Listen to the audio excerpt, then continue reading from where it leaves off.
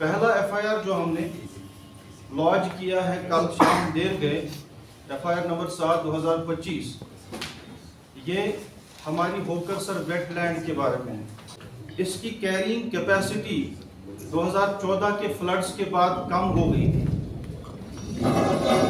जिसको बढ़ाने के लिए इसके बीच से जो कैनाल गुजरती है, फ्लड स्पिल चैनल जो है इसके बीचों बीच गुजरती है, उस कैनल को रिसेक्शनिंग करने के लिए एक प्रोजेक्ट बनाया गया irrigation and flood control department की तरफ से। हुआ ये, जो कॉन्ट्रैक्ट में ट्रांसपोर्टेशन चार्जेस इनके 18 किलोमीटर लीड पे लिए गए थे या 12 किलोमीटर लीड पे लिए गए थे, वो नेचुरली उसी रेंज के हिसाब से तय किए गए थे।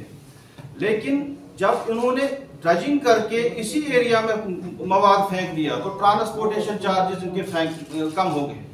पहला ये हुआ कि स्टेट एक्सचेकर को जब हमने कैलकुलेशन इसमें की कि ट्रांसपोर्टेशन कम होने की वजह से स्टेट एक्सचेकर को कितना नुकसान पहुंचा, तो वो करीबन 2,30,00,000 रुपए के करीब स्टेट एक्सचेकर को जो सिर्फ ट्रांसपोर्टेशन पार्ट में नुकसान पहुंचा है। उसके बाद ये एनआईटी में तय नहीं हुआ था, जो कि इनको करना जरूरी था, वो ये पार्ट था कि जो यहाँ से मटेरियल निकालना है outside the periphery of the lake, उनको उसको करना क्या है, वो जानबूझ के टेंडर में ब्लैंक रखा गया, उस पर कोई वर्ड नहीं रखा गया।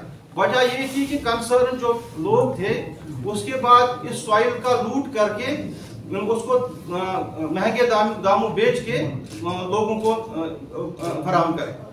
अब दूसरा ये था कि अगर हम टोटल लॉस हम देखेंगे, एक लॉस तो आपका ट्रांसपोर्टेशन की वजह से हो गया, दूसरा लॉस आपका जो कंसिडरेशन लॉस जिसको हम बोलते हैं, जो प्रॉस्पेक्ट जो हमें रॉयल्टी की शक्ल में वीआरडी एंड माइनिंग डिपार्टमेंट से हासिल हो सकता था, वो भी इन्होंने नुकसान उसका पहुंचाया। इसका मतलब सीधा ये हो सकता है, अभी तक जो प्रूव्ड लॉस हमने इसमें से निकाला वो 2.30 करोड़ है, जो मैंने आपको बताया। लेकिन मजीद तहकीकात में जिसके हम पीछे पड़े हुए हैं, जो कंसिडरेशन कॉस्ट उसकी कैलकुलेशन हम इन्वेस्टिगेशन में करने जा रहे हैं, तो लगभग ये लॉस हमारा 5 करोड़ के इर्द गिर्द बनता है। ये था इस केस के बारे में जो होकरसर के रिलेटेड है।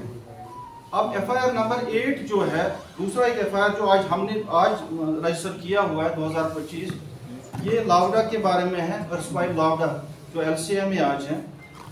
इसका हालांकि ये उतनी ज्यादा बड़ी अहमियत का हामिल नहीं है, क्योंकि एफआईआर दर्ज हो गया आज, तो इसलिए इसकी भी जिक्र करना चाहेंगे हम आपके सामने। ये इलीगल एक बिल्डिंग परमिशंस का मामला है। 5 होस्टल बिल्डिंग्स बनानी थी गगरीबल एरिया में, उनके परमिशन को पहले ही अंडर सेवरल वायलेशन, जिन चीजों का ख्याल परमिशन देने के दौरान रखा जाना चाहिए था, उनका ख्याल नहीं रखा गया।